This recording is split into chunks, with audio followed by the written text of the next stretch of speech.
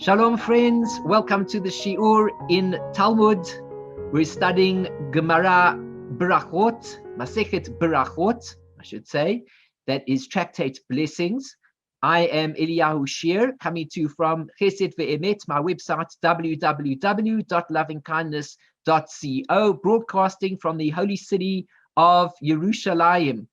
Today we're going to continue with our Shiur. We're up to page 22b, that's Daf Chaf Beis Amud Beis. We're studying from the Koren Talmud Bavli edition. Let me just remind everybody, if you're not yet subscribed to my channel, do click on the subscribe button right away, please, and become a member of my channel. To become a subscriber, and click on the bell button to be notified of future shiurim. As you see over here, we're learning from this very beautiful edition, the Koren Talmud Bavli, where you can see the original text in the middle of the page or the left, depending on how the page is structured. There is a translation, there are notes, there are halachot, which are dealt with, biographies, various types of diagrams, illustrations, photographs, etc. It makes the experience come alive, and that is how we should be studying the Talmud. It must come alive for us, it must be meaningful, it must be practical. We need to see the practical aspects from whatever it is that we are studying. Now, we ended off on our previous shiur on the subject of the takana of Ezra HaSofer.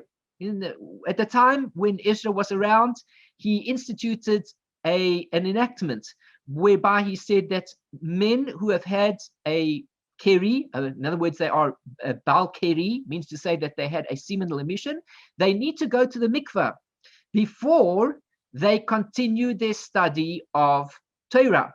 And then afterwards, the Gemara has gone into great detail discussing the issue of who exactly is obligated to go to the Mikvah and what the obligation is, what type of Mikvah they should immerse in. Last week, we discussed the scenario of the 9 Kabin of water, whereby if a certain amount of water is poured over a person continuously, in other words, that can also suffice for the obligation of the purity that is necessary. And one doesn't therefore need to always immerse in a ground mikvah, a mikvah that is inside the ground, which has gathered together the 40 Seah of natural rainwater. So we discussed various scenarios about this, and now we are continuing this particular point, and we're reaching the conclusion of this discussion. Let us see inside what it says.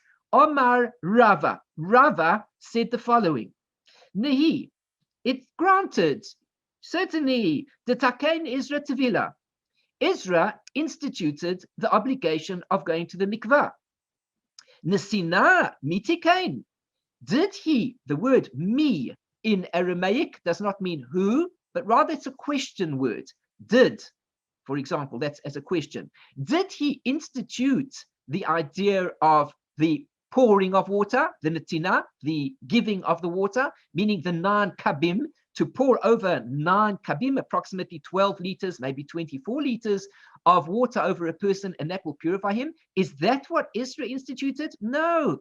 He only instituted the idea of the tevila. When a man is impure, he goes to a proper mikvah, which has 40 seah of water in it, and he immerses himself without any separations. But to speak about the idea of pouring the water, did he institute such a thing?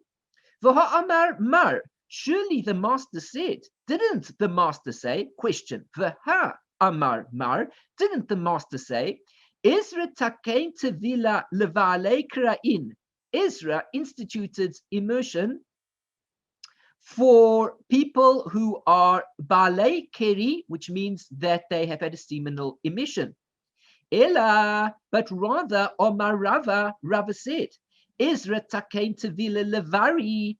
The truth is that Ezra instituted the immersion for a healthy person, Hamargil, who is occupied with the emission, the seminal emission, in a normal fashion, which means that he had relations, as opposed to something where he was under duress or an involuntary ejaculation. So this is what we're talking about. Such an individual requires 40 seah. He requires 40 seah of water, natural water, gathered together in a pit as is the custom today. We know exactly what that is, an ordinary mikvah.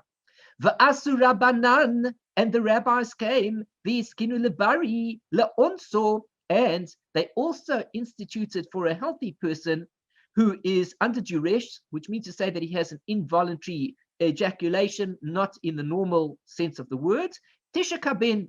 And they said, if we're talking about a healthy person, and the seminal emission happens under duress, which means not under a normal circumstance, then he can purify himself with tisha kabin. Ezra instituted the mikvah, the rabbis instituted the 9 kabin of water. V'asu amora'ei, and the Amoraim came along. V'kami palgi b'chayile, and you know what happened? They came and they argued about a sick person. Originally, we were speaking about the healthy person. Now, the Amoraim added to the discussion, and they're telling us the story about a sick person. Mar sevar, one master held. Chayle hamargi kabari kamargil.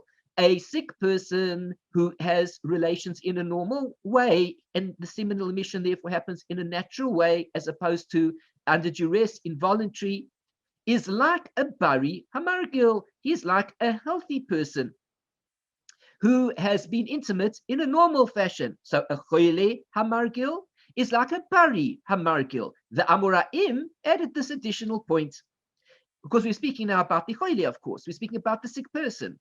And a sick person under duress who has an involuntary emission, seminal emission, we say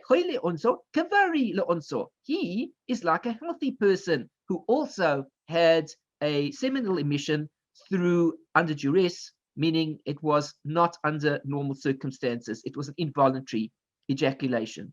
Umar Savar, and one master held. Levari hamargil, when we speak about the healthy person who is acting out in a normal way, meaning to say under normal circumstances, arba'im sa'ah, he requires 40 sa'ah in the mikvah. V'choyle hamargil, and a sick person who also is intimate in a normal manner, kavari lonso, he is like a healthy person under duress. And as we said before, the healthy person under duress, meaning involuntary, is tisha kabin. He only requires 9 kabin of water to purify him. The water is poured over the person continuously in a stream, and this suffices for the sake of purifying him, so under the decree of Ezra, in other words, so that he may continue studying Torah again. But listen to this. What were the Amoraim speaking about?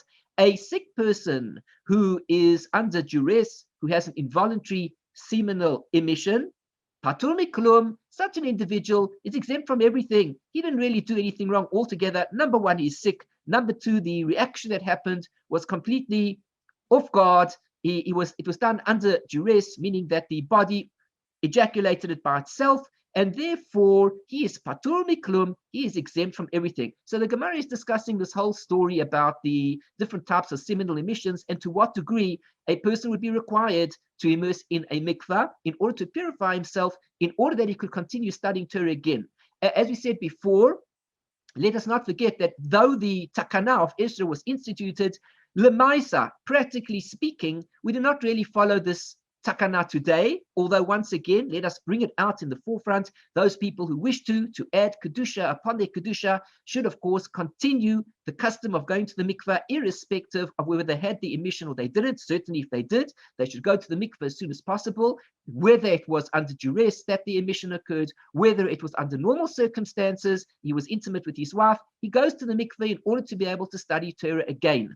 Now, the custom of the non-kabim, of course, is a great leniency. And although it does exist in practice, we speak about it, we discuss it, nevertheless, it's a great leniency. And people who really want to be careful should not really rely upon it. They should do everything that they can to go to the mikvah. Let us speak, for example, about a story of a sofer who is writing holy documents like mezuzot and tefillin.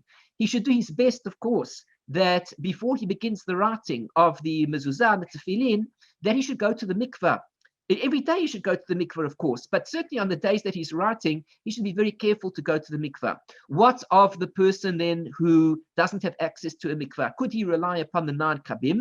Well, the same story comes about for this as well, in that we say, in reality, you should be careful to go to the mikveh. If he's going to rely upon the 9 kabim, which is really a great leniency for the whole thing, so perhaps it is better for him to inform his clients that he doesn't really go to the mikveh, and they should be aware that the mezuzah or tefillin that he is writing have been written in a way under a lesser level of purity, let's say. No, he does not have to go to the mikveh every single time that he writes Hashem's name. He goes to the mikveh before he writes the entire mezuzah, and then he proceeds and he can write as many mezuzot that day as he's able to, as long as, of course, he doesn't have a seminal emission. And he doesn't have to go to the mikveh for every time that he writes Hashem's name. If he were to have to go to the mikveh every time, it would make writing a mezuzah a highly timely occupation. And by the time he would finish writing one mezuzah, well, of course, he wouldn't be able to charge what the mezuzah was worth, and he would never be able to make any type of parnasah from doing this. But the idea is go to the mikveh before proceeding, and don't rely upon the 9 kabim. That is the point of the discussion. Omar Rava said, Hilkata, the halakha is as follows: Bari hamargil v'choyle hamargil, a healthy person who is engaged in normal relations, v'choyle, and a sick person who is also engaged in normal relations. Arba'im seah, these individuals, whether healthy or whether sick, require immersing in a proper mikveh inside the ground, composed of 40 seah of water. Let's call that 250 odd liters of water approximately. In today's times, the mikveh consists of 1,000 liters of water. Or bari le'onso. Now, a healthy person who is under duress has an involuntary ejaculation. Tisha kabin. He requires 9 kabin. Why? What is the difference between the two? Why are we being lenient? Because of the onso. It was under duress. He never did so in a voluntary manner. It was involuntary. But a sick person who is under duress, now he's got 2 things against him. One is number 1, he's sick, and number 2, he is also under an additional type of pressure, which is not the norm, and therefore he's patur miklum, he is exempt from everything. Okay, we finished that page, and we have read all the notes on that page from the previous week, so we continue. Tanu Rabbanan, the rabbis taught in a Tosefta, Baal Keri, shenasnu alav tisha kabin. So this particular individual, he's called the Baal Keri, who had a seminal emission, and they put upon him 9 kabin of mayim, of water. Tahor, he says he is pure. When do we say this? Latzmo. We're talking about for his own self, for his own sake. Meaning what? When he wants to study Torah for himself, the 9 kabin of water are sufficient. Aval acherim, but for the sake of teaching other people in the picture now, he must be careful for everybody. He has to be on a higher level. Arba'im seah, he requires 40 seah of water. He must go to a regular mikvah. Rabbi Yehuda Omer, Rabbi Yehuda says, Arba'im seah mikol makom. He says 40 seah in any case. Doesn't matter what the situation is, says Rabbi Yehuda, 40 seah. So again, the 2 points here is the Baal Keri, he can have the 9 kabim, he can be pure on condition when it's for himself. But if it's for others, he's going to teach Torah to other people, he needs a higher level of kedusha, he requires a full immersion, a full mikvah.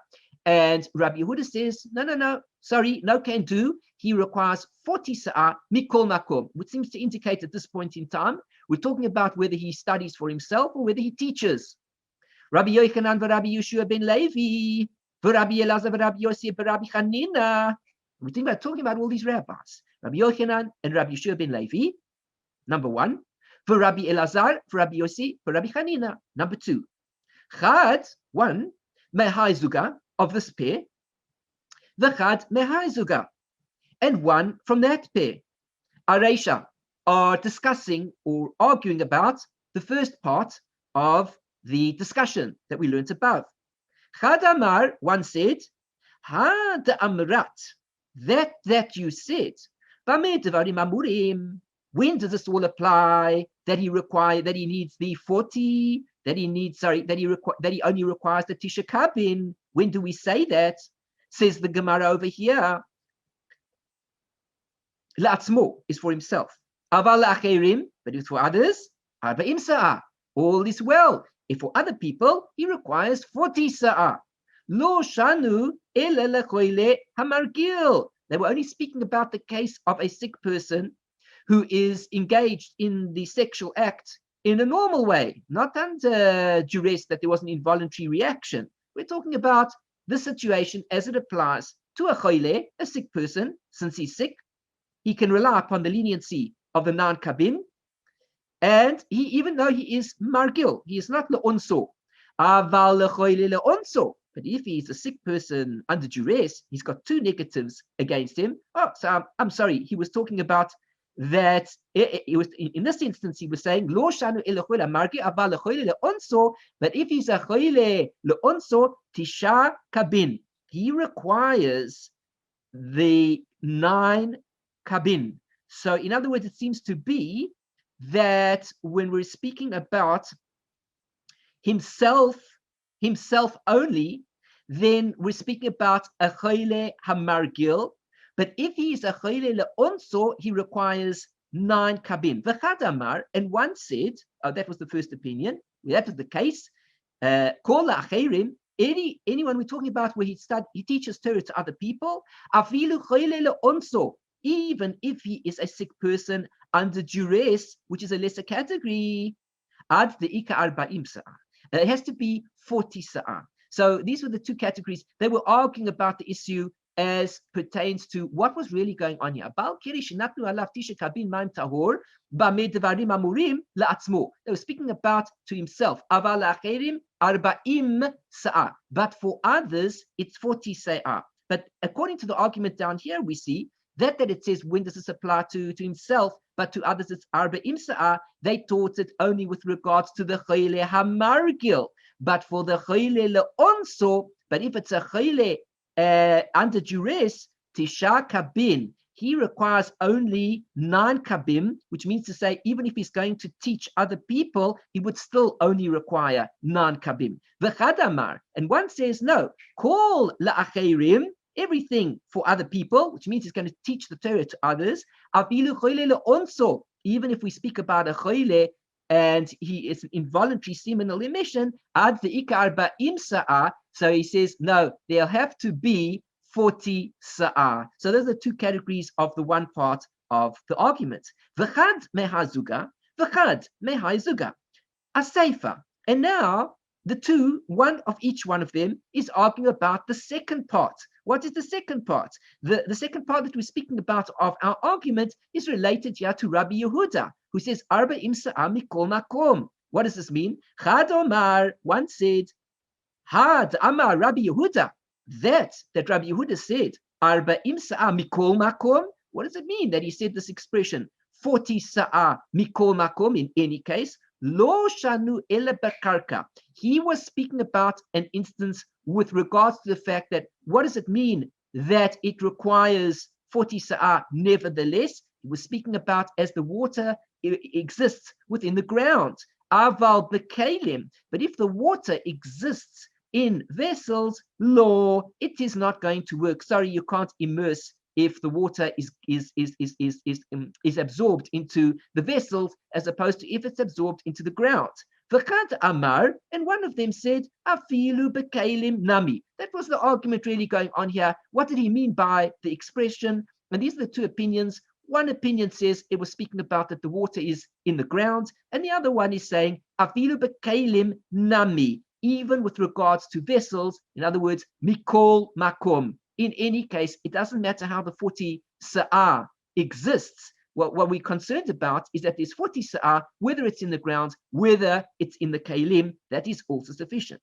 The Gemara continues. All is well, according to those that one that said that even in the kalim, even if the water's in the kalim, inside the vessels, hayinu, that means hayinu, the katani, that it was taught, Rabbi Yehuda Omer, arba'im sa'ah mikol makom, because Rabbi Yehuda says 40 sa'ah mikol makom. In any case, it doesn't matter how you look at it. Ela lemanda amar bekarka in. But what about a person who has the opinion that says the following? If it's in the ground, all is well and good. Good. In, yes. In Aramaic, of course, the word in is not the Hebrew word ein, which means no. The word in means yes. But kalim, law. But if it's in the kalim and they say no, well, what are we going to do? Mikol makom la'atuye mai. In any case, well, what is it coming to include? In other words, if we say that this expression that we're speaking about of the different opinions, all is well if we say that Rabbi Yehuda says Arbim Sa'ami Kol Makom, but Amar Bekarka in Bekalim law, that only worked well for people who are going to hold that the Kalim is also acceptable. But what about those that say the Kalim are not acceptable? What was Rabbi Yehuda speaking about when he said Mikol Makom, if it wasn't to do with the Kalim? Because many people hold you can't immerse inside a mikvah, which is kalim. It must be in the ground. Mikol makom la'atuye mai. What does the expression mikol makom come to include? La'atuye mayim she'uvim. It comes to include drawn water, which means to say, even Rabbi Yehuda agrees that the immersion will be acceptable, even if the water is drawn water. Drawn water means that a human being drags the water, he takes the water with him, and he places the water into the place where the immersion is going to take place. So it's here we see water collecting the ground, even if the water was drawn by human hands. For Rav Papa, for Rav Huna, Berachot Rav Yeshua. So that was the end of the argument. Now the Gemara ends off with a story, so we can help understand a little bit of insight into the discussion we've had. Rav Papa, Rav Huna, Berachot Rav Yeshua, Rava, Bar Shmuel, Krikurifta Bahadei Hadadei. Now Rav Papa and Rav Huna, the son of Rav Yeshua, and Rava, the son of Shmuel, they were busy eating bread together. Omar lahu Rav Papa said to them, Havu li ledidi levaruch. Give to me, for me, in other words, li ledidi, for me, levaruch.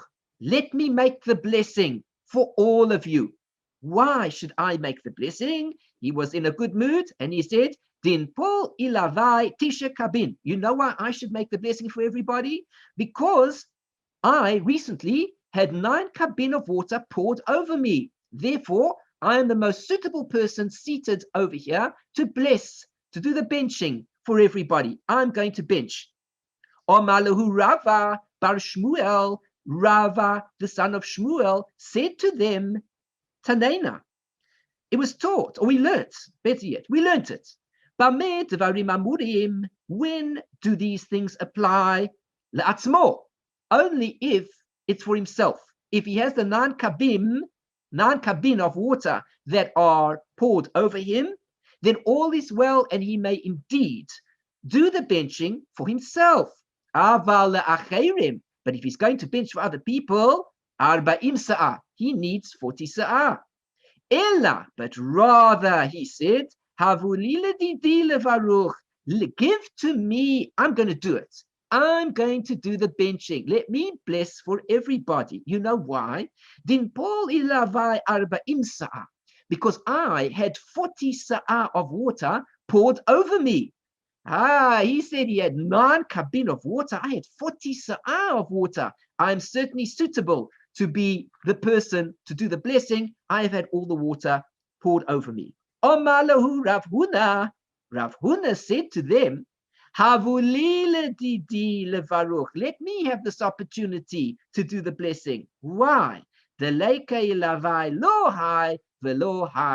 there was not poured upon me, in other words, neither this one nor that one. I had neither of them poured upon me. Why did I have neither of them poured? Neither the 9 kabin of water nor the 40 seah. I didn't go to the mikvah, nothing. The reason is because, as we see over here, he was already ritually pure, and therefore he had no need to go to the mikvah of any kind, and therefore it was fitting that he should be the one to do the blessing. And so the Gemara ends off with this interesting story to give us some insight into our discussion.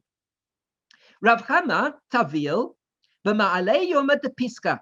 Now Rav Chama, he immersed on the eve of the day of Pesach. On Erev Pesach, Rav Chama went to the mikvah and he immersed himself. He was a holy man. Lahoitzi rabim yadecho vasan. And when he did so, he did it in order to fulfill the obligation for the masses. We have a principle, for example, let's assume I'm going to say Kiddush on Shabbos. And somebody comes in later on and they say that they didn't say Kiddush yet. May I say the Kiddush for them? Yes, I may say it. If they can't say the Kiddush for themselves, I can say the Kiddush, because so long as they haven't fulfilled their obligation, I may do it for them.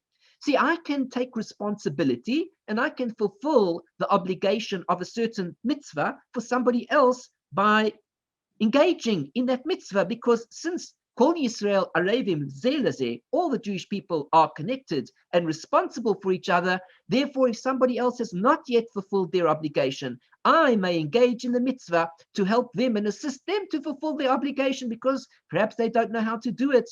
One person blows the shofar on Rosh Hashanah on behalf of everybody. We don't see everybody coming to shul on Rosh Hashanah with their own shofarot, busy blowing the shofar. You can imagine the noise. What is the idea? The idea is that so long as they haven't fulfilled the obligation, I too haven't. And indeed, I may assist them to fulfill the obligation as I myself involve myself in the obligation. So too over here, Rav Chama was a big tzaddik, and he would go to the mikveh on Erev Shabbos and he would say, I will now fulfill the obligation for everybody to go to the mikveh, and they don't have to worry about going to the mikveh themselves. And the Gemara answers at the end of the day, conclusion, but the halacha does not go in accordance with him, with Rav Chama, who immersed in the mikveh for everybody. No, I cannot immerse in the mikveh for you. You cannot immerse in the mikveh for me. Why? Because this is my body that requires purification, and then it's very nice of people to volunteer to immerse on my behalf. You know, that's kind of like if I need the bathroom and I say to somebody, would they please go to the bathroom for me? Well, that doesn't work out so well, because each person has their own body, which needs to be taken care of on their own basis. So too over here, the same concept exists. Rav Chama was not able to immerse in the mikvah to fulfill the obligation for other people, because their obligation pertains to themselves as their own bodies. Let us take a look at the notes on the side and update ourselves on what is happening. So one member of this pair, Chad Mehai Zuga, one from this pair and one from that pair. In other words, Rabbi Yochanan and Rabbi Yeshua ben Levi constitute one pair. Although they were not members of the same generation, there was a personal connection between them, and there are numerous disputes between them. The second pair is Rabbi Elazar and Rabbi Yosei, son of Rabbi Hanina, who were both students of Rabbi Yochanan. In these matters, it was specifically the sages from different pairs that disagreed with each other. Ritual bath, mikveh, regarding that which purifies an individual, the Torah states only a spring or a pit wherein water collects, mikveh mayim, will be pure. The sages established the minimum quantity of water in a ritual bath capable of purifying an individual at 40 seah. The water must gather by itself. Not only does water drawn by hand fail to purify, in certain circumstances, it can disqualify a ritual bath previously fit to purify. The sages only permitted immersion in drawn water in certain circumstances where one is impure by rabbinic law. So you see over here, it's very important if a person is going to purify himself, he goes to a ritual mikvah. Ritual is the key word here, in order to fulfill the obligation of the ritual purity, the ritual immersion, the ritual impurity that we're speaking about. These are all ritual things related to the mysteries behind the things that we don't see in terms of our spiritual natures. When we do certain things, the spiritual is affected in certain ways. And the only way that we can re-energize ourselves, neutralize ourselves back into a state of purity is by immersing in a mikvah, which is halachically defined in a certain way. And when we do, we purify ourselves. It must be a mikvah of natural water. If somebody came along and they took some buckets and they began to fill up the buckets from a tap, and then they poured from the buckets into a pit, that will not make a proper mikvah. And therefore, of course, the halachot of making a mikvah are very, very complex. And if one is going to immerse in a mikvah, he must make certain that the mikvah has indeed been built up in accordance with the halachic standards necessary. Now, to include drawn water, immersion in drawn water was permitted only to enable those who experienced a seminal emission to engage in matters of Torah. Since their impurity is not very severe, the sages were lenient as to their purification. This is explicitly stated in the Mishnah, Mikvah, chapter 5, Mishnah 1. Interesting enough, the Tractate of Mikvah has no Gemara to it. There is only the Mishnah, and that is what we learn. And from that Mishnah, we begin to extract and learn out all of the halachot, which of course we can find in the Shulchan Aruch itself. To others, 40 seah, meaning if you're going to teach Torah to others, you require 40 seah of water to immerse oneself in. The reason for the stringency with regards to teaching Torah to others is due to the fact that the prohibition for those who experience a seminal emission to engage in Torah matters is derived by means of illusion from the revelation at Sinai, where the Torah was transmitted to the masses. That was why Rav Chama immersed himself in order to fulfill the obligations of the many at the Passover Seder. Although he was not teaching them Torah, many people were there, so this was his logic, but we do not follow that halacha. Now we continue onwards to the next Mishnah. We have finished off that Mishnah. It was quite a in-depth section related to seminal emission and mikvah, and now we go on to the next section. Mas Nisim, our Mishnah. Hayao made bitfila. A person was standing and davening. Remember, this is Gemara Brachot. These are the laws of Masechet Brachot. These are the laws of blessings. We're speaking quite a lot about the mitzvah of Shema, the Kriyat Shema, and the mitzvah of Tefillah, of the Amidah. And here we continue that theme of the Amidah. Haya omed batefillah, a person was standing davening, v'nizkar, and he remembered Shehu Baal Keri. He had a seminal emission. He's a Baal Keri. What should he do? Lo yafsik. He should not make an interruption. He just carry on, basically. Ele yakatzer. He should shorten off his prayer. Whatever he's davening, make it quick, make it snappy. Get on with it. Finish off what he needs to do, because he is somewhat in a state of impurity. So we don't want him to continue the entire prayer. He should, in fact, shorten his prayer. Yarad litbol. Now, if he went into the mikvah and he immersed, the din is as follows. Im yachol la'alot ulitkasot, if he will have enough time to be able to get out of the mikvah, la'alot, to arise, to ascend out of the mikvah, ulitkasot, and to cover himself up, v'likrot, and he'll read the Kriyat Shema, until yet it will not yet be the sunrise, the time of the rising of the sun.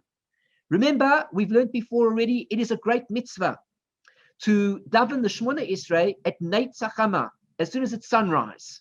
Sunrise can change its time, of course, as it does in the summer, in the winter. In summer, sunrise becomes earlier. In winter, sunrise becomes later. Well, whatever the case is, many people we know need their sleep, and as a result, they sleep in a little bit later. And turns out that the sunrise awakens them rather than they awakening the sunrise. Well, of course, the highest level to achieve when it comes to serving Hashem is that we should wake up earlier, and we should wake up the sunrise, meaning we should be awake at the time that the sun rises. We should see the sun rising. And at the moment that the sun rises, when we mean sunrise, we mean if we look outside, we can actually see the sun beginning to make its way over the mountains, as opposed to a glow in the sky. When we see the glow, that is called the Amud HaShachar, Alot HaShachar. It is called the pillar of dawn, or the moment that the dawn begins to come up. And the Neitzachama is when you can see the sun as it really comes over the mountaintops. You can really see the sun coming out. You see the ball of the sun. You see the heat of the sun is now coming through the day. So, if a person can do all of this, he go to the mikvah, because of course it's a mitzvah. If a person is able to, he should go to the mikvah early in the morning, preparing himself for the davening. And then afterwards he's going to daven. If he's able to do the immersion, and then he can get out of the mikvah, and it won't yet be the Neitzachama, he should ascend, get out of the mikvah, V'yitkaseh, and he should cover himself. V'yikra, and he recites his Kriyat Shema, and maybe he carries on with all his tefillot. V'im lav, if not, what should he do? He wants to fulfill the obligation as soon as he can. It's a special mitzvah to say the Kriyat Shema Netzach Hama, just before the Netzach Hama. In other words, one says the Kriyat Shema approximately 2.5 minutes before the Netzach Hama, in order that he has enough time to reach the Shmona Esrei just thereafter and recite the Shmona Esrei Netzach Hama. So what should he do if he's stuck in the mikvah and he realizes he won't have enough time to get out the mikvah and dry himself and clothe himself and prepare? Answer: Ya'aleh v'yitkaseh v'yikra. Let him hold on a second. Ad shelo tiyeh netzach hama ya'aleh. If he's not able to get out in time, he should cover himself in the water and read while he is inside the mikvah.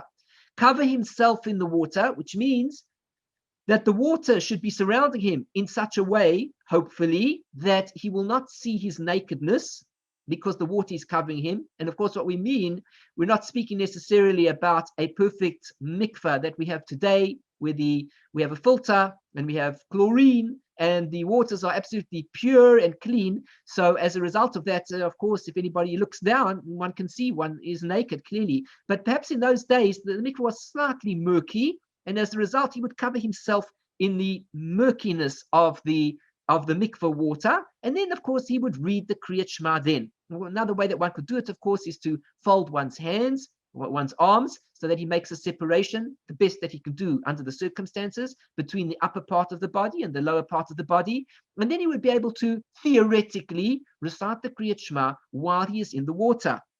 V'lo yitkaseh, lo b'mayim hara'im, but he should not cover himself. Not with dirty water. It shouldn't be bad, type dirty, really filthy water.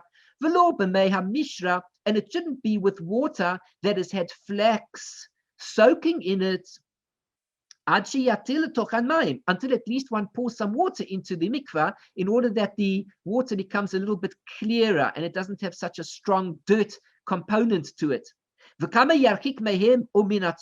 Mishnah continues, as is the way of the Mishnah. You can have 3 or 4 ideas expressed in one Mishnah, which all seemingly have no relation to each other. The next part of the Mishnah says, how much distance should a person keep from them, from this water, the dirtiness, in other words, this is now from urine, from mehen, here he says from urine, and from feces. Arba amot, the distance is 4 amos. And many people know the situation. It's very easy to stumble on it. If a person, for example, is davening at home, it could be quite likely, if he's married recently and he has children running about, and of course children we mean little babies, and they happen to be crawling about, and things can happen, and the next thing you know, there's a bad smell, or there is some dirt in the room, whatever it is. So we need to know what is the halacha in terms of davening, and the halachas are indeed quite complex in this matter. And another thing that one can be aware of, I remember when I was studying at yeshiva, that the bathroom was just outside the base midrash, and unfortunately it would happen on occasion that the waters would spill out from the toilets, and of course it would bring a bad smell into the base midrash, which wasn't so far away from the toilets. So the thing is, what would you do under those circumstances? How do you go about davening? You're in the base midrash and all of a sudden there's a bad smell coming through, or perhaps there is even a flow when the toilets flood over. There could be a flow or something and it enters into the base midrash. One needs to know the halacha as to what to do and continue one's learning or davening under those circumstances.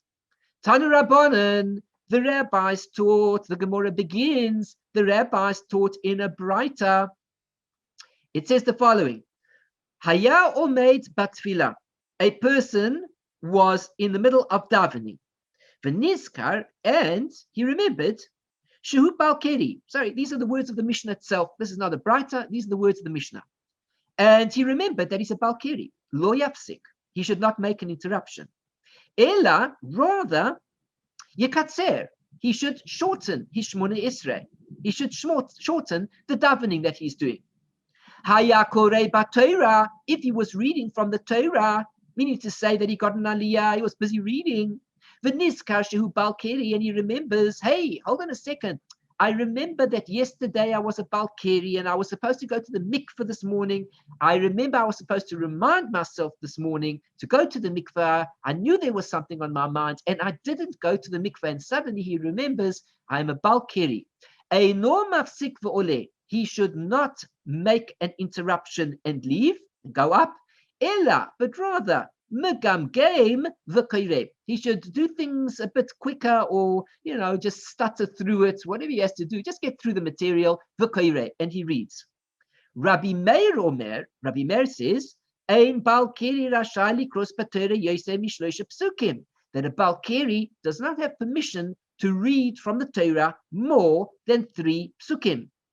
I just wanted to read here. I see this note over here in the background, soaking water. What was the May Hamisha, the flax? Mishra, the flax water. Flax cultivation was widespread throughout Israel at the time of the Mishnah, and nearly every household would process the flax necessary to meet its own needs. The linen fiber was extracted from the flax by breaking it up and retting it in vats or pools of water and allowing it to soak until the outer husks would rot away, revealing the fibers ready to be processed. This is why soaking water is often cited as an example of foul-smelling, stagnant water present in many homes. Okay, we continue. So far we've got the discussion that's going on. What should a person do? He remembers he's a Baal Keri, he's in the middle of davening, he's in the middle of reading from the Torah. What should he do? Tanya Yidach, another teaching in a brisa, says the following. Haya oimed betefila, he was busy davening, v'ra'atzo akenegdo, and he sees feces in front of him, opposite him. What should he do? Mahalek lefanav, he should walk in front of the feces, until he throws it, so to speak, behind him, until he leaves it behind him, 4 amos, which means that the feces must be behind one a distance of 4 amos. Don't imagine that the Torah doesn't include everything in life. The Torah speaks about everything. It's only too happy to discuss all parts of life. We live in a physical world. Physical things happen. There's nothing to be shy of. We're speaking about seminal emissions. Now we're speaking about feces. We're speaking about urine. We're speaking about davening with all of this going on. This is the reality of the physical world. We are not angels. We are human beings. We have physical bodies. And therefore, we need to know the halachot as pertains to ourselves relative to our physical bodies and what to do under these circumstances. So what should he do? He should walk in front of the feces and leave them behind him a distance of 4 amos, presumably, of course, that there is no smell that's coming from there. If there's a smell coming from there, you have a problem. You need to walk a distance away from it so there's no smell whatsoever. Vahatanya, and didn't we learn in a brighter litzedadin? It says, hold on a second. Another brighter teaches one can even walk to the side of the feces. Why did we learn over here walk in front and leave it behind when we also learned, no, you can walk on the sides? Lo kasha. The Gemara says, no, there is no difficulty. Ha de ifshar. Here in this one case, we're talking about where it's possible. If it's possible for him to walk in front of the feces, he certainly should. That's the best plan. In this case, where it says litzedadin, we mean to lo efshar. It's not possible for him, and therefore he can even walk to the side. Hayamit palel, a person was davening, umatzatzo abim kaimo, and he finds feces in that place. Omar Rabbah. Rabbah said the following. He was davening, and then after he davens, he notices that the dog had done something next to the very place that he was davening at. He didn't check. Afal pi shechata, even though he sinned, says Rabbah, tefillah taught tefillah. He is very kind, and he says to us that his tefillah is a tefillah. All is well, everything is fine, he's done okay, no problem. Maskif le Rava, Rava raised an objection against him. Let us not forget that Rava and Abaye are both students of Rabbah. So Rava is actually a student of Rabbah. Rabbah, his teacher, is telling us that his prayer is a prayer, and Rava is disagreeing. He says, Vaha, behold, doesn't the pasuk say, Zevach Risha'im To'eva, that the sacrifice of the evil one is an abomination? Meaning to say, when an evil person offers a sacrifice, it's an abomination. What are you talking about? You go off and you commit all sorts of sins. You know exactly what you're doing wrong, and then you offer your sacrifice. This is crazy. A person goes off on purpose. He speaks the worst type of lashon hara you can imagine against other people. He knows exactly what he's doing. He's totally conscious of it. He does it on purpose, dafka, etc., etc. And then he looks at his watch. Hey, it's time for mincha, and goes to daven mincha. He's such a tzaddik. Now he's davening to Hashem. But the pasuk didn't say that. It says zevach l'shaim to'eva. When the wicked offer their sacrifice, when they offer their prayers, it's an abomination. It's a contradiction in terms. Ella, but rather, Rava said, Ho'il v'chata, since it is that he sinned, aval pi shehitpalel, it's true that he did daven. He davened his prayer. We can't stop him from davening. We can't go back in time and change things. But tefilato to'eva, nevertheless, his prayer is an abomination. All right, so call it a prayer. Call a prayer a prayer. Call a spade a spade. Do what you want. But at the end of the day, his prayer is an abomination, and it is not really acceptable. He should have checked that there wasn't any Seah, that there wasn't any feces next to him or in front of him, or even worse, etc., because it is not appropriate to pray to Hashem in a dirty place. People should be aware of these halachot, all the more so in today's times. People might be more accustomed to davening today by themselves, under the circumstances. There's a virus in the world at the moment, and people might not want to be putting themselves at risk, or they might be unable to go to shul for whatever reason it is, and they have to daven by themselves. If so, they need to make sure that they're davening in a clean place, that there is no tzo'ah, no dirt or bad smells around. They should find themselves a place that they can daven in, which is clean, and that is the place that they should choose to honor Hashem and to daven to Hashem there. Tanu Rabbanan, the rabbis taught in a braita, Hayah made batfila. Now, a person was busy davening. Umaim shotetin al birikav, and there was water that was flowing down his knees, which means to say he was urinating in davening. Now, let us take this very seriously for a moment over here. As I said before, the Gemara, the Torah, doesn't hold back on anything. At the same time that the Torah teaches us the secrets of creation, and the Torah teaches us how the angels behave in Shamayim, in heaven, and how a person can reach out to these highest levels in deep states of meditation, and Maaseh Merkava, and Maaseh Bereshis, and all the secrets that the Torah speaks about. Holy, holy, holy. At the same time, the Torah is very down to earth and tells us that as human beings, things happen to us. Now, here is an example, practically speaking. A person might be incontinent, God forbid, but it happens. And in the event that this happens, a person has a she'elah, he has a question: what should he do under the circumstances? Does he give up on his prayers as a result? May he not pray? He needs to ask a competent halachic authority exactly what is the best course of action. He doesn't want to give up on praying to God, yet being incontinent, which is not a very happy situation in the slightest. As a result, when he's praying, it could be that what would happen, maim shotetin al birkav, that the urine begins to spurt out and it goes over his body. What should he do under those circumstances, says the Gemara? This is on the Gemara level. We're not discussing the full halacha at this point in time, but the Gemara tells us this is the halacha. Posek ajik luamayim. He should stop davening at that point in time until the water stops, until the flow of the water has stopped altogether.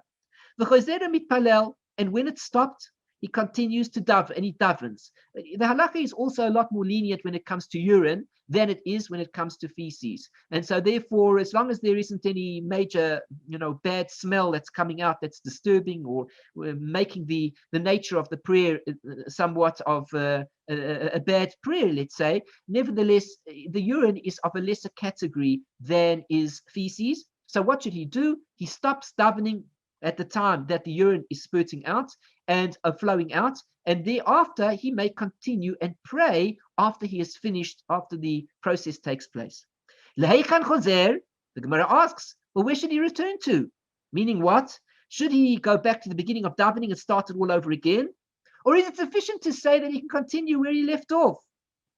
Rav Chisda and Rav Hamnuna both have opinions. Chad Amar, one said, Choizer larosh, he should return to the beginning of davening. V'chad Amar, and one said, Lemakom shepasak, it is sufficient if he returns back to the place of where he made the interruption. Let us take a look at these notes over here. Urine flowing on his knees, the background. Both the anus and the urethra are controlled by muscles, which in the course of the maturation process, one learns to control and relax when necessary. At the same time, there are situations of sudden fear or pain that can cause one to lose control over those muscles and lead to a spontaneous release of urine or excrement. So you see over here, the halacha is very straightforward, and chapters of halacha discuss these very issues of the urine and the feces, as we see in our previous discussion, how much depth we went into with regards to a man who had a seminal emission, etc.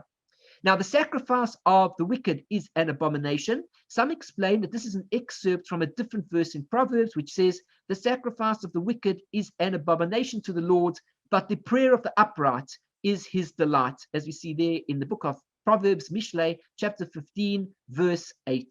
Let's take a look here on the halachot of the actual laws of what we've been discussing. One who was standing in prayer and he recalled that he experienced a seminal emission. One who descended to immerse himself. One who is in the ritual bath, immersing himself when the time to recite Shema arrives. Covers himself in the water and recites Shema. This applies only when the water is at least slightly murky and obscures view of his nakedness. However, not when the water is foul, in accordance with the Mishnah, as we learned in our discussion here in the Gemara. One who was standing in prayer, when he saw feces before him, what should he do? One who is reciting Shema or praying and sees feces before him must walk forward until it is 4 cubits behind him. If he is unable to walk forward 4 cubits, he moves to the side. If he is in the middle of the Amidah prayer, turns his head aside. And that's another way one could do it. At least turn one's head away if one can't get out of the situation. And then continues where he interrupted his reciting of Shema or his prayer in accordance with the Breita, as we learned.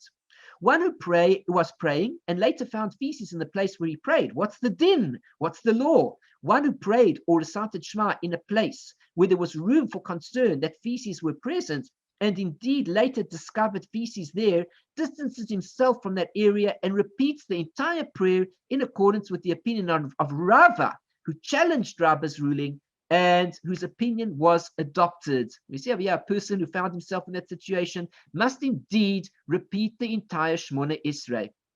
One who was standing in prayer when, for some reason, urine is flowing on his knees. One who recites Shema, and the same is true with regard to the Amidah prayer, and his urine began to flow, must suspend his recitation until the flow stops and then start his prayer again, as per the opinion of Rava, meaning not to go back to the position of where it was when he was interrupted, but he needs to go back and daven the entire Shmona Esrei as one unit in accordance with the opinion of Rava. Lema say, Bahai ka mipalki. It is in this. The Gemara notes, this is what they were arguing about. They disagree about the following. We move on to Daf Chaf Gimel Amud Aleph. This is page 23, side A. Mar Savar. One master holds, Im Shaha Kedelik Morit Kula. It turns out, if you waited the amount of time that you could complete the entire Shmona Esrei, then Choser LaRosh. And then, of course, you should return back to the beginning. Umar Savar, and the other one held, Lemakom Shepasak, in the place that you stopped. In other words, of course, if you have waited for such a degree, if it could be that you could have completed the entire Shmona Esrei, then of course you must return back to the beginning because the delay was too long. And the other one held that no, you can simply return back to the place that you had stopped originally when the flow of urine began. Omar Rav Ashi said the following, hi, this that it says, Im Shaha, if he waited, he points out here, Im Lo Shaha mi bayale. It should have said if he didn't wait long enough, not if he waited so long. He said if he didn't wait long enough, then X, or if he didn't wait, that's how to read. It should have said it in the negative form. Im Lo Shaha. Ella, but rather, the Chule Alma, that the whole world says the following. Im Shaha. Everybody agrees, sorry, not the whole world, but in this case referring to Rav Chisda and Rav Hamnuna. Im Shaha Kedei Ligmor et Kula. If he waited to a degree that he could have finished the entire Shemona Esrei, Chozer LaRosh, then he should return back to the beginning. V'hasam b'delo shaha kami palgi. And over there, it's when he didn't wait that's what they were arguing about. The Mar Savar, that one of the masters held, Gavra dechuya hu. He is a man who is disqualified because of the situation. He didn't. Hatam de lo shaha kami palgi. They weren't. He didn't wait around. Just see what he says in the English over here. He says, they disagreed with regard to one who did not delay that long. So the dispute deals with a particular predicament. One said that he is disqualified and unfit. Ve'ein ra'oi, he is not fit. Ve'ein tefillah to tefillah, and his tefillah is not considered to be a tefillah. Umar savar, and one held, Gavra chaziyahu, he was fitting. Utefillah to tefillah, and his prayer is indeed a prayer. So one who didn't delay that long to complete the entire prayer, although one is holding that his prayer, he is disqualified, the other opinion says not true. He is not disqualified totally, and therefore he could have gone back to that place and fulfilled his obligation. Let us take a look over here of the halacha. If one delayed for an interval sufficient to complete the entire prayer, one who interrupted his prayer or recitation of Shema long enough to have completed the entire prayer, even if the interval passed in silence, must repeat the prayer or Shema from the beginning. One who interrupted for a shorter period must return to the point in the prayer where he paused, in accordance with the opinion of Rav Ashi. In the case of prayer, that interval is defined as the beginning of that particular blessing. However, the first three and last three blessings are each considered one indivisible unit. Consequently, one who paused during any of the first three blessings must return to the beginning of the Amidah prayer, and one who paused during any of the three final blessings must return to the blessing of the temple service. Brought down there in the Rambam and the Shulchan Aruch, etc.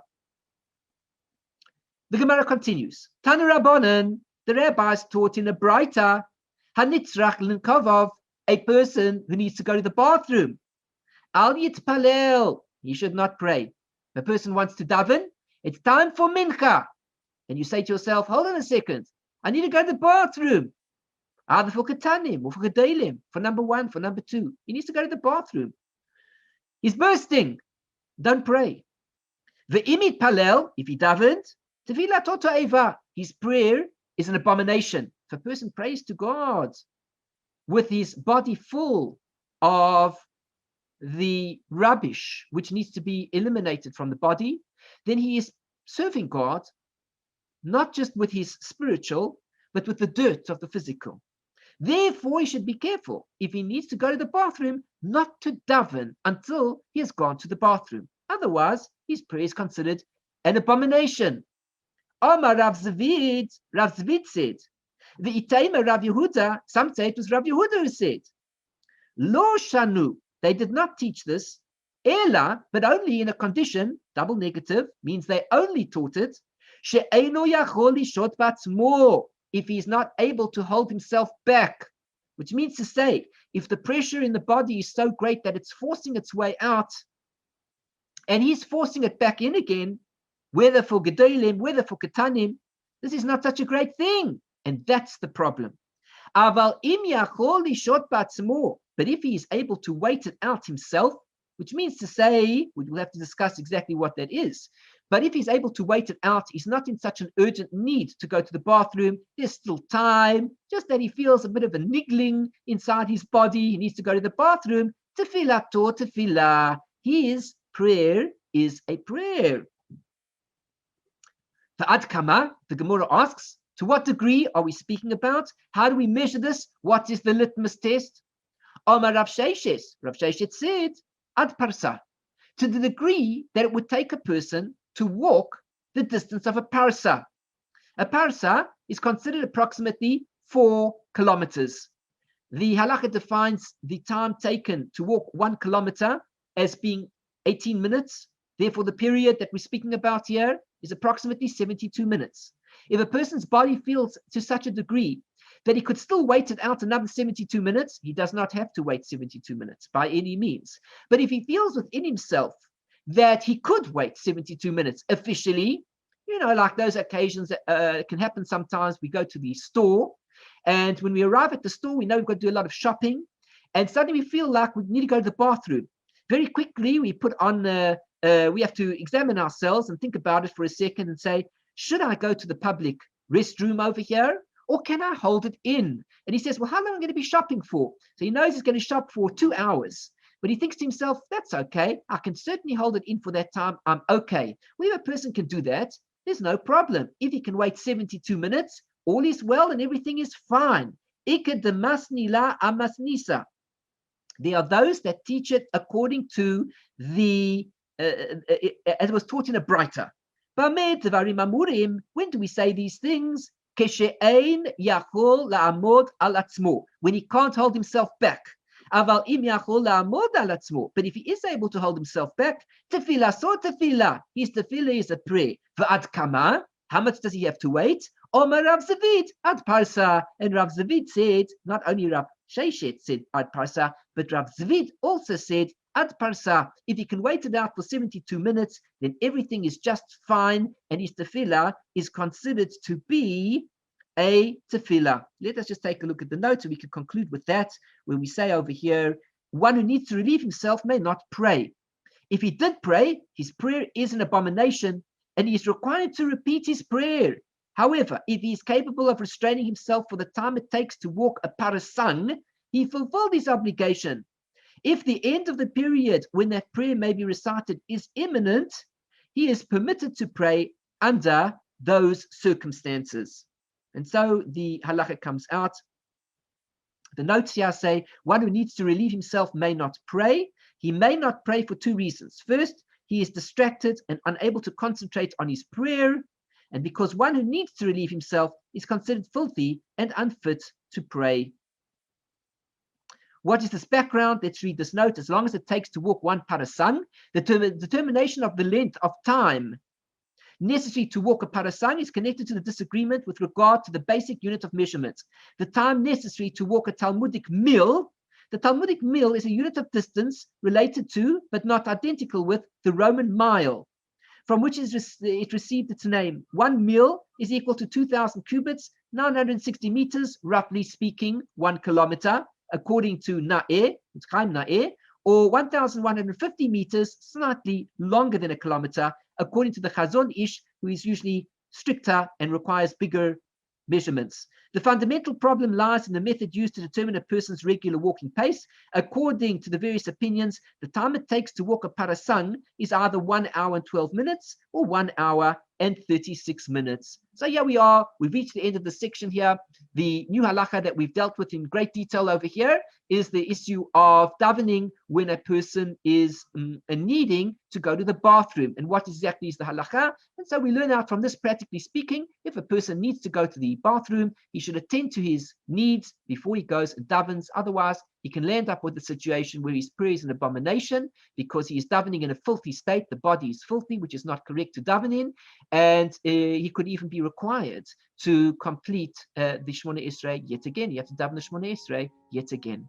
We've reached the end of the shiur. Thank you very much for joining me. I'm Eliyahu Sher from Chesed Ve'emet. My site is www.lovingkindness.co. If you haven't already, please subscribe to my channel by clicking on the subscribe button and the bell button to be notified of future shiurim. You'll be helping me. Those of you who are already subscribed, let me tell you what a great help you are to me. You are part of my channel, which is growing, and you're watching these videos and you're helping me to expand this channel, and I really thank you for that. If you've enjoyed this shiur, meanwhile, please do click on the thumbs up button. If you've learned something from it, gained something, on the thumbs up below the video, you'll see, click on that button and say, thank you very much for the shiur, I really enjoyed it. Feel free to leave a comment of any kind, question, positive comment, give me some encouragement, whatever it is that you want to do. I'd really appreciate hearing from you. Of course, if you want to be in touch with me about any area of Torah and mitzvahs, growth, life, feel free to email me directly to my email, visit my site,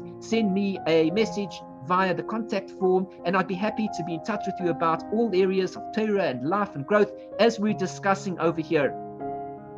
If you'd like to learn privately with me, one-on-one, please feel free to send me an email and the subject that you would be interested in learning and a time that is convenient to you. Please bring your coffee and your biscuits and cake, and let's learn together and relax, enjoy our session, and grow together in everything that we do, whether it's the mistakes that we make in life, whether it's the good times that we go with.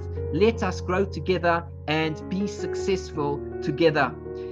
Please share this video with your family and friends and get them to subscribe to my channel. Help me and to watch these videos as well, and share it with their family and friends also, so that the videos can reach more people and I can further my growth in expanding my teaching and all of these things that we're doing over here. If you're able to help us, please do come on board by visiting my website and becoming a regular member of Chesed Ve'emet by offering a donation, a monthly donation, even a small donation each month, and making a difference to us so that we can continue the activities that we're involved in, spreading more Torah, offering more videos, and just enjoying the beauty that Torah gives to each one of us and expanding out in all of these teachings. Again, thank you very much for joining me. I wish you everything of the best. And of course, I look forward to another shiur in the near future. Take care. Shalom, shalom. Bye-bye.